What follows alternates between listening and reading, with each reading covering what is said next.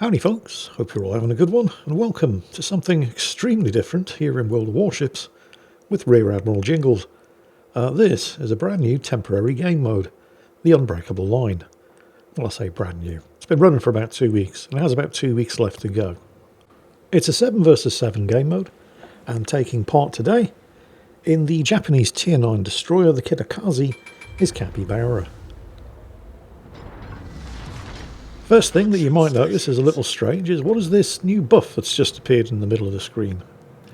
This is the Esprit de Corps buff, which for a short period as you spawn into the battle, not at the start of the battle, I mean it is at the start of the battle, but not just at the start of the battle, for a short period as you spawn into the battle, that's going to be important, massively improves your speed and your concealment, allowing everyone to move up and get stuck in as quickly as possible. Note that an Unbreakable line battle only lasts 12 minutes at the most. So this limited battle duration, combined with the get moved up and get stuck in buff that each ship receives as they spawn into the map, in combination with a couple of other factors, all combine to make this easily the most aggressive game mode that World of Warships has ever seen. One of those factors is that your team, unlike in every other game mode, does not lose points if you get sunk. You gain 35 points for every ship that you sink, and it's a flat rate of 35 points. It doesn't matter whether it's a battleship, a cruiser, a destroyer, whatever, it's always 35 points. But, well, ships like the Baltimore over there, in this game mode can pull suicidal manoeuvres like this, and if it all goes horribly wrong, actually he's only lost, wow, I guess the battleships must have been reloading. But if he does go down, and it seems likely that he probably will after pulling a manoeuvre like that, his demise, while it is going to give Capybara's team 35 points, it's not going to cost the Baltimore's team any points. So, like I said, this game mode very, very definitely encourages and rewards aggression. Enemy team take an early lead. Capybara's team have just lost their Mets. However, the fire that he's just set on that Baltimore, cool ships don't look at explosions. And the scores are even at 185 points each. So we've seen a couple of the factors that together conspire to make this the most aggressive game mode in World of Warships. The fact that the battles only last 12 minutes, so you can't afford to hang around. The starting mobility and stealth buff that encourages you to get stuck in as quickly as possible. The fact that losing a ship doesn't actually cost your team any points. But by far the biggest single factor, have a look at the top of the screen.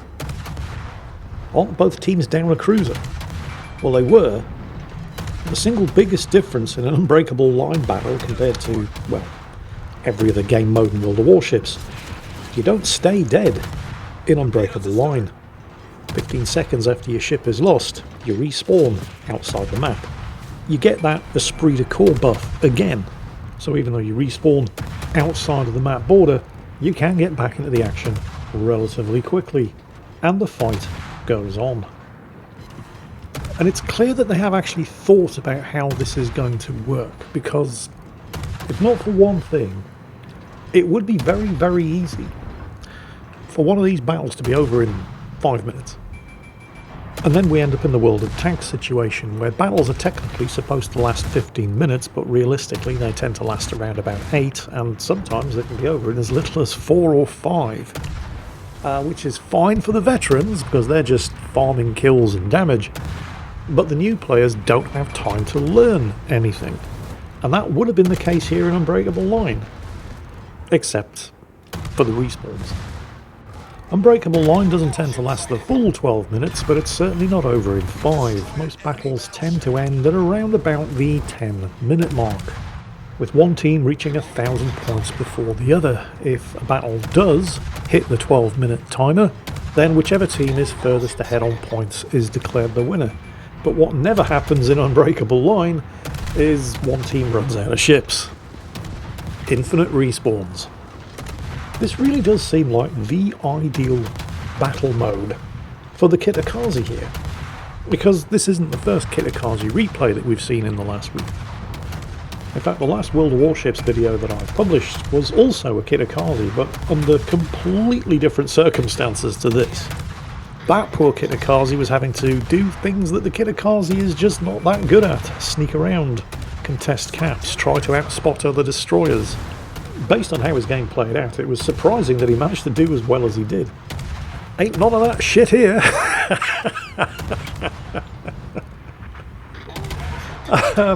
Capybara, basically, he hasn't stopped shooting since about the 1.5 minute mark. And he's unlikely to stop anytime soon because, with these infinite respawns, the targets, they just keep coming. And this is exactly the sort of thing that the Kitakaze excels at. Pure, 100% unmitigated, unrestrained Dakar. Because I've said it before and I'll say it again, and I'll probably say it again in future, the Kitakaze is a thoroughly mediocre ship. It's kind of slow, the stealth, it's not bad, but it's definitely not great. Its torpedoes are good, but it only gets one launcher with a horrible reload, although it does get a torpedo reload booster. It's basically a thoroughly mediocre hull with some of the best guns in the game strapped onto it, and that is what makes the Kitakaze awesome. And in a game mode like this, that's 400 hits. 400 hits in 5 minutes. You can see why something like the Kitakaze is going to be an extremely popular pick in this game mode. And yet, the most popular picks are the battleships. So there are some limitations in exactly what you can queue up for an Unbreakable line battle.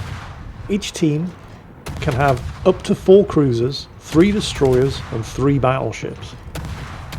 The more alert amongst you may have noticed that Capybara's team actually has 4 battleships. It's because if, well, let's face it, most people queue in battleships because lots of armour, lots of health, heals, they're more forgiving to play. Most battleships, not all, because not all battleships are the same, but most battleships are definitely a lot more noob friendly than cruisers and destroyers. I'm not making a judgment call here, I'm simply observing the facts. So, because most people are going to be queuing up in the battleships, the restriction of 3 battleships per team tends to get relaxed if you've been sitting in the queue for a long time, which is obviously what's happened here for at least 1 battleship player on each team. So with up to 3 battleships per team, or depending on how long those battleship players have been sitting queued up waiting for a battle to happen, maybe as many as 4 battleships per team in a 7 versus 7 game mode, it's not surprising to find that the cruiser players aren't exactly falling over each other to queue up for the Unbreakable line game mode. So in a game mode where you're supposed to have up to 4 cruisers and 3 battleships, instead we find ourselves with 4 battleships, 1 more than you're supposed to be able to have, and half the maximum possible number of cruisers because, well, with a couple of notable exceptions, yes, ships like the Stalingrad, I'm looking at you, cruisers in World of Warships are notoriously crunchy on the outside and extremely chewy on the inside. And with this many battleships bullying their way into the matchmaker, it is not surprising that most of the cruiser players are thinking, yeah, actually, I'm going to queue in a battleship instead. But what is surprising is that because of this, you would imagine more people would be queuing in destroyers. Because big, dumb, stupid battleships sailing in straight lines, and torpedoes, and where are all the destroyers? You can have up to 3 destroyers per team.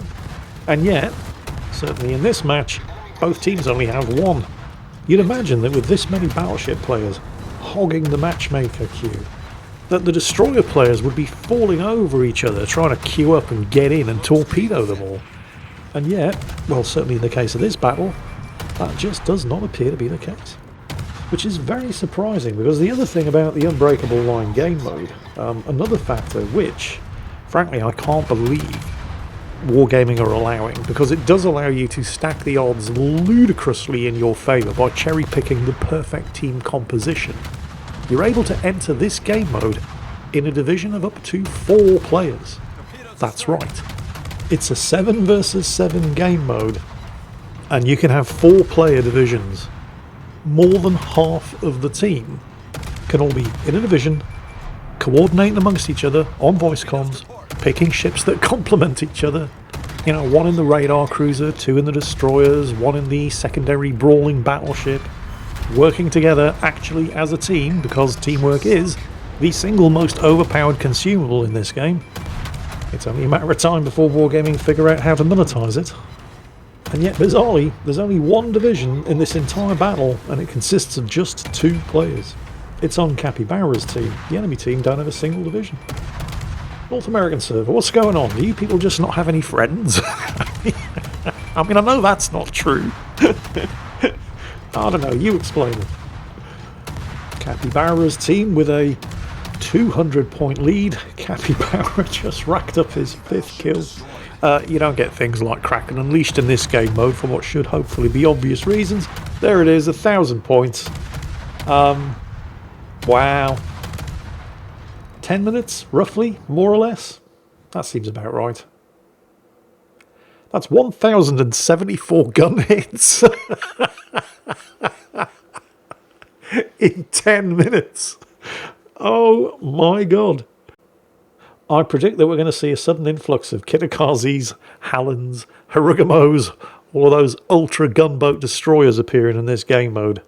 Although you'll have to be quick because it's only on for another 2 weeks.